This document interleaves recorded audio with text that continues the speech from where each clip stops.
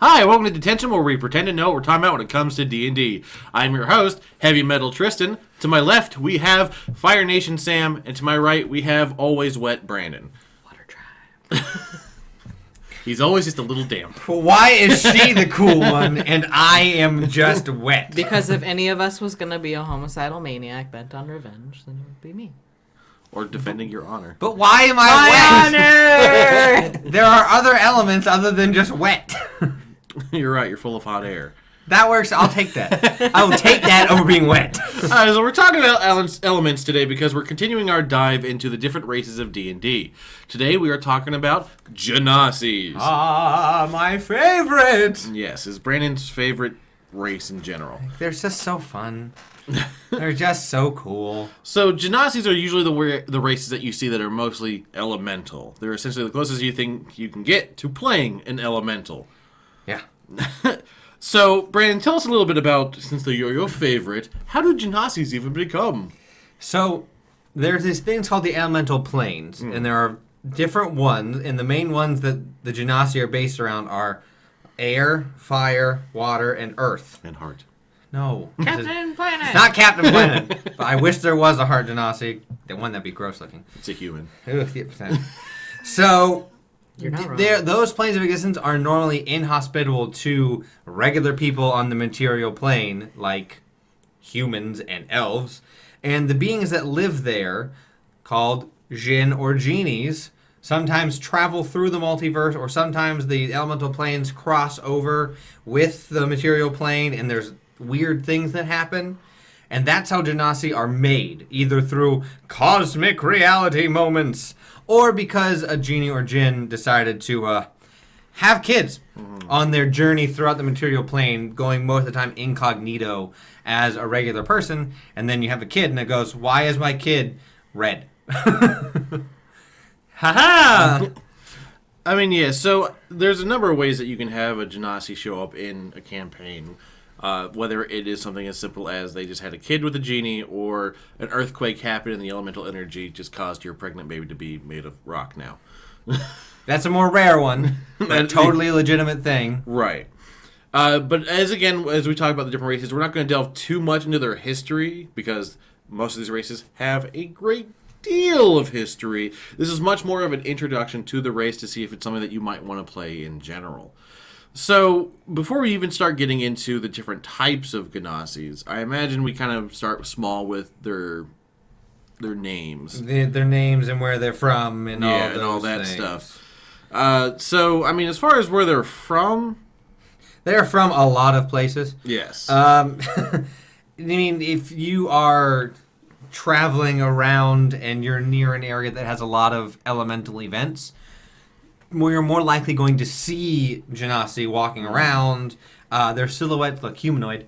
So at a distance, you're going to be like, that's a human. And you get close and you go, why is your head on fire? Are you okay? Is that Hades from Hercules?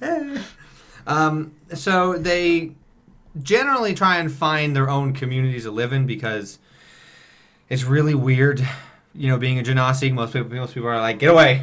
Like, right. You're obviously not like us. Get out of here. And so they find each other, and they live in their own communities, which then makes more Genasi. Right. This is where halftime you will find a fire nation of fire Genasis. Woohoo! Everything changed when the fire Genasis attacked. That's what it is now. Yeah. So they can come from a wide areas, but that also kind of goes with their names. And I know naming things are one of your favorite things, Sam. You do like to name characters.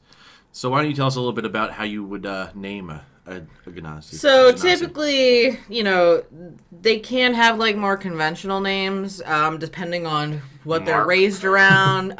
But typically, like, they'll do something based off of their element. So if you're like, let's say an Earth Genasi, your name might be like a rock type, like obsidian or quartz. Whereas if you're like a Fire Genasi, your name might be like ember or flame or blaze or something like that. So that's more of the naming styles for Genasis. But if you were raised, like, let's say you were raised among humans and are fine, then your name might be Steve. So you're telling me that this just opens up a world of possibility of naming with puns. Yes. Unfortunately so. So as we've discussed, there are 4 major sub-races of Genasis. Among them, again, like you mentioned earlier, the earth, fire, wind, and water. But they all kind of get an overall to start with certain kind of traits that they kind of get. Like, for example, they can all speak and read Common and Primordial. For those who don't know, Primordial is a guttural language filled with harsh syllables and hard consonants. It's pretty much the language of the elementals. Yes. Your ability to scroll will increase by 2 of Constitution. They say it doesn't matter which of the subrace you pick, it's up by 2. Genasi's age about the same rate as humans and reach adulthood in their late teens, much like humans. But they live somewhat longer, living up towards to about 120 years! And, of course, alignments are always a tricky thing. Because Genasi are so reliant and, strong in their convictions and willing to go the distance and push themselves, they're generally a neutral alignment because it doesn't matter what their conviction is, it's theirs. So they go wherever they feel. How big are they? They are considered a medium size. They tend to be they vary as far as their mortal parentage, but they're generally anywhere between 5 to 6 feet tall. So they're generally about the same as humans, more or less. Right. And because of their size still being technically a medium, their walking speed is only 30 feet. Yep. Only. So just like everything else. So this is where we're going to start falling into the different subcategories of Genasis, and I think each one of us will kind of take on one. So why don't you'll take air to start with, I'll take earth, Sammy, of course, you're going to get fire, and Fire tribe. And then we'll go back to you, Brandon, seeing how you're always a little Water damp. You can be Water the one. tribe. And this kind of fits because I think, there's always the thought of, what nation would you be in, Avatar: The Last Airbender? This is the closest you're going to get to one of those. Yes, and I'm very much an earth, you're very much a fire, and you're either air or water. So if you want to play Avatar: The Last Airbender, you would be an Air Genasi monk. You easily could. Ooh, a monk of any of these, of the 4 elements. Of the 4 elements. You're Yeah. easily There you go, you're right easily off the a bat, you're already there. So why don't you kick us off with air Genasis? So instead of being a descendant of a genie, you're a descendant of a djinn, which is similar but different. So air Genasi generally are as changeable, as flexible as the elements and weather themselves. Mm-hmm. So you can be as calm as a tranquil day or as violent as an upcoming storm, and that's just because of your heritage through having a djinn as a parent. Mm-hmm. You generally will have light blue skin, hair, and eyes. You're very light in body weight and looks. You're made of air, essentially. You're pretty much the embodiment of air. Also, wherever you go, there is a faint breeze that follows you. So your hair's just constantly blowing in the wind. It's not like a violent wind. If for flavor, you could, if your DM wants, you could have that be whenever you get angry, get a more violent wind off of you. But you're generally just every single protagonist ever standing in the wind when there's no wind. You're just constantly blowing. There's someone following you with a fan. Generally, air Genasi, because of how they're made, have a more breathy, echoey voice. And they can, for some reason, grow crystals from their bodies. So every so often they can grow a crystal. Yeah. Well, because air and gems are generally seen together as more of a spiritual light thing. So that's how you look. You can play on that. You can change those things. But let's get into the nitty-gritty mechanics. Being made of air, you're more dexterous. You're very light on your feet, literally. You also don't need to really breathe. You have to breathe, but you can hold your breath indefinitely. So technically, if you wanted to, your character could just hold their breath forever. You breathe, but you don't have to breathe ever, really. And then the bonus you get is called Mingle with the Wind, which means you can cast a Levitate spell on yourself, and you get to do it every long rest without using a spell cost. So you pretty much just get to go, I can fly away every long rest, which is really good if you want to play something like a rogue or a monk. It lets you, be a little bit more utilitarian on getting places. Like, oh, we have to get over that wall. Be right back. Wow. So that is an air Genasi in a nutshell. Right. So that moves on to earth Genasis. Now, earth Genasis are not descended from jinns. They're descended from the cruel and greedy Tao. Which is a different type of genie. Yeah. They're all genies in their own way. Right, and they're the descendants of these cruel ones. They're not necessarily evil. You've inherited some measure of control of the earth, usually being much more strong and solid in general because you tend to be made much more of a stone nature. You tend to avoid rash decision-making, pausing long enough to consider your options before taking any actions. As far as looks go, they tend to always look like they might have earth or dust or dirt in general kind of falling off of them. They can have mud clinging to their toes, their clothes, their toes, their hands, their elbows. It can be to their toes. It depends. If they're not the monk, they're not wearing shoes. Yeah, that's a very good point. Whereas some of them are very dirty in appearance, other ones, like Sam mentioned earlier, something like obsidian, they can be very shiny and polished as gemstones. They can have skins with deep tones of brown or black, eyes sparkling like gems. They can also have smooth metallic flesh. This is where if you're looking to be a bit more like Metal Mario, you can have everything from like a smooth chrome, or you could be like dull iron spotted with rust, or you could have like a pebbly rough hide, or even coated in tiny crystals, much like an air Genasi. Crystals are again part of the earth.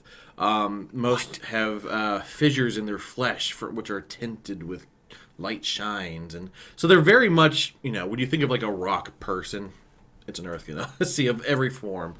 Because they are big, usually stronger ones, you get a strength increase of +1 as opposed to the dex. You also get Earthwalk, where you can move across difficult terrain made of earth or stone without expending extra movement. So if there's like, oh look, there's that jagged rocket area that's going to be difficult terrain, your Earth Genasi is going to be like la la la la la la la la. And because of all that, you also get the benefit of Merge with Stone, which is you get to cast the Pass Without a Trace spell once per rest without amazing. any components or anything. You're just like, oh, I'm one with the earth. We're quiet now. Right. So then that brings us to Fire Genasi. Yay! So, you, as a Fire Genasi, are a descendant of the Ifrit. And the Ifrit are typically volatile, they're impatient, they make snap judgments. And rather than hide who you are, you tend to, sort of just relish in it. Almost all Fire Genasi are, really warm, hot. They're sort of flaming red, coal black, or an ashy gray in skin tone. The more human looking might have fiery red hair, or can have actual fire hair, which is really neat in my opinion. Fire Genasi voices tend to sound like crackling flames, and their eyes flare when they're angry. Sometimes they might even smell like brimstone. Nice. Their intelligence score increases by 1. They get dark vision, and they are resistant to fire. They also know the produce flame and burning hand spells. So that's they get 2. Yes. Yeah. Because fire's the best. Once you get the first one you start a Genasi, you get produce flame, and then you reach 3rd level. That's when you can burning hands. Yes. Which is awesome. So if you notice, each one of these fits more into, you can make them a monk, but each one of these kind of leans into with their ability score increases and how they're described into certain other classes, which I think is dope. Right. So before we go too far into that, why don't you finish up with Water Genasi? The Water Genasi. This is one of my other favorites because I like the tranquilness of water and how beautiful they can be. And these are made from, you call upon your heart like the sea foam and the wind going over the sea and the ocean spray and the waves crashing into the water. Those things are all what you take pride for your own independence and how you strive yourselves. And some people would say, well, that's independent, that's selfish of you. And you'd be like, I don't care. You look at pretty much as if you just finished bathing all the time. So you constantly have bits of water on you, beads of moisture appearing all over you. Your hair can look damp and wet. It's collecting where most people sweat. But it's just the smell of fresh rain and clean water, which is the best kind of sweat. So if you could sweat and it would smell like rain, that'd be choice. You generally have blue or greenish skin. Think of the colors of water as it's naturally found. You can be any one of those colors as your skin because, as with the other ones, you're made of this element. And you have fairly large eyes compared to the rest of your head just because of, fish. If you think about it like that, that's an easy way to think about it. And then you have blue-black colored eyes because it's water in the depths of the ocean to really bring this all in together, that you are the embodiment of water. And the hair might float and sway without really much going on, just naturally like waves in the ocean or just, going down a stream. It just may like float, which is also cool and could look really pretty. I have no bias though.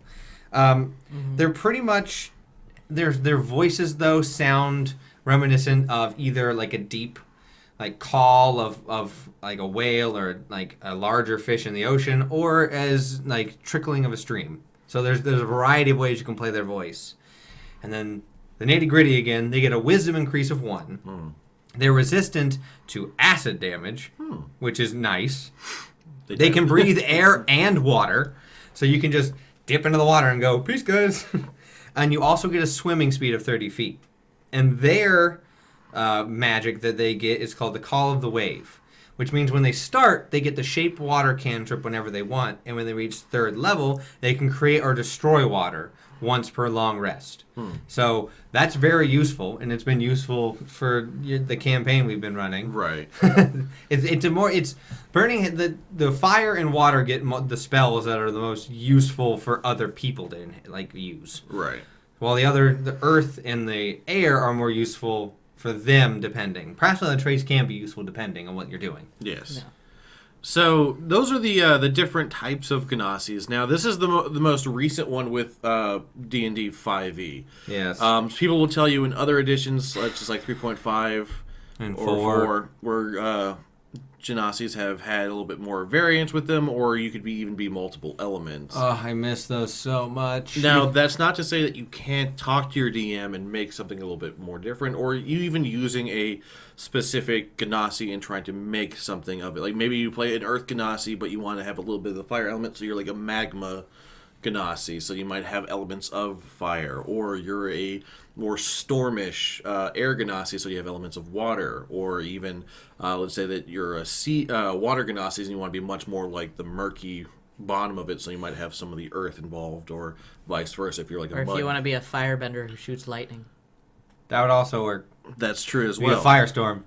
That's as well. So I mean, Genasi's definitely open up the door to a wide range of things, but of course, as always, you want to talk to your DM, and you can always, even if you're just looking for a different like flavor for what your character looks like, usually you can get away with just like going like, "Hey, is it okay if I look like this?" But then use the standard stats. Yeah, cosmetic changes are one thing, game changes are another. Right, and like you said, some of these Genasis are very much more.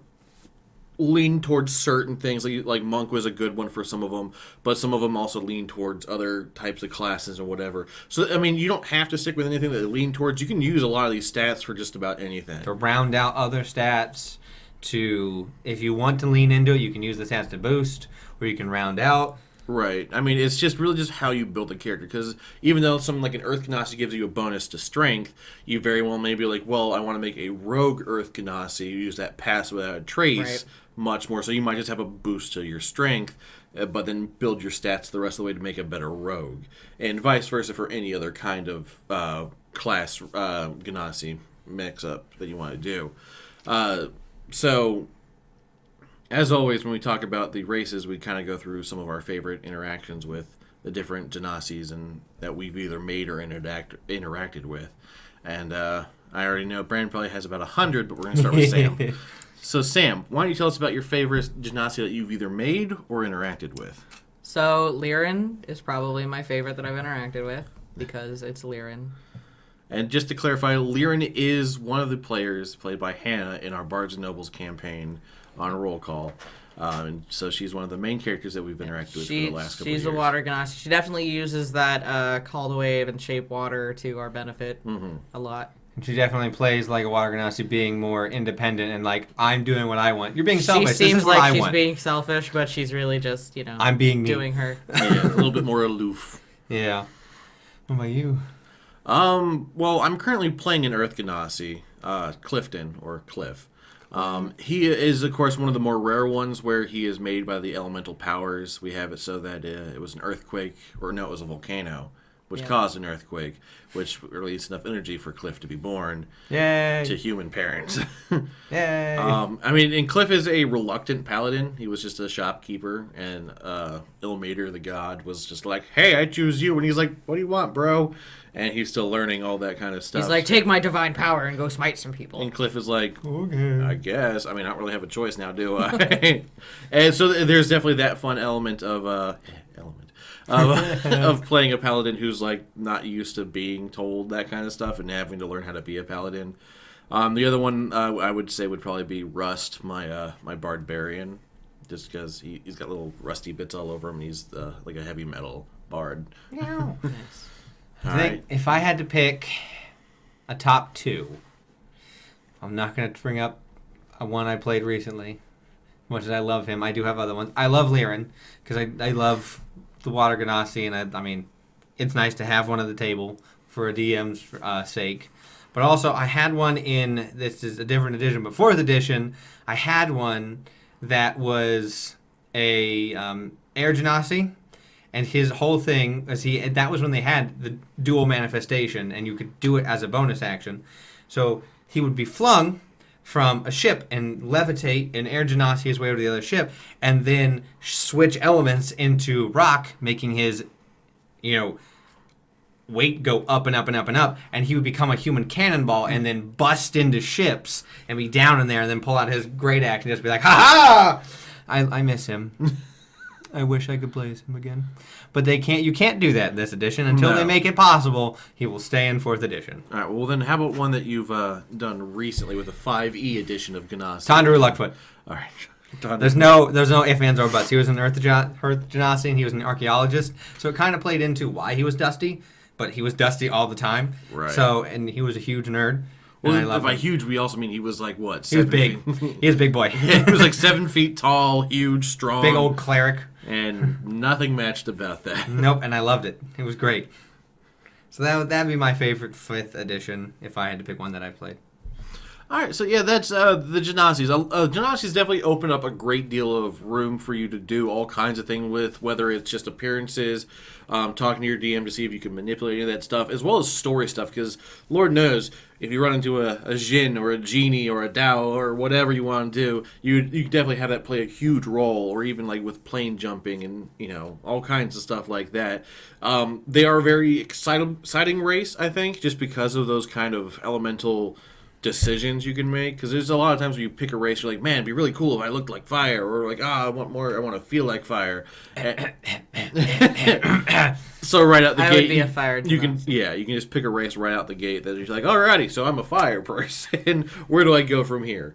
Or if you're just looking to do, like, even if you're building a team, like even if it's for a group that your PCs are running into, it'd be very interesting to have, like, oh look, here's a monastery with a whole team of one of each element of the Genasi's monks that just come and roll out, and you're like, this will be an interesting fight right out the gate. Or it's an allies and stuff like that. No, I want you to fight them. You want me? I'm gonna make them now. They're gonna happen. It's gotta happen. It's like we all team planet. It's been foretold. It's just like 4 Genasis and a human. They're like, which one's he? He's our heart. What? Just some guy. Hi. I cook. I cook food. Sorry. I'm just picturing like 4 Genasis, one of each element, all tough and battle ready. They're all, and then just one guy in the background with a wok or something, like do do do do, and they're like, "What you doing?" "I'm cooking. I'm the heart of the team." Get him, guys. So yeah, Genasis are definitely a great place to start if you're looking for something a little bit more exotic. You will probably run into stuff kind of like we mentioned with Tieflings, where you're a little bit more outcasted. Depends on where you are. You look a little more, if you can put on the right, or the different certain types of Genasi, you can fit in a little better. Yes. But if you are a fire Genasi and your flame is on, your hair is on fire, it'd be really hard to hide that. Yeah. So that's something just to kind of be aware of. And depending on the story you're in, the DM you're in, or if you're doing a pre-made stories versus homebrew. So yeah, Genasis. So that continues our journey into it. We will see you guys next time, and until then, D10tion dismissed.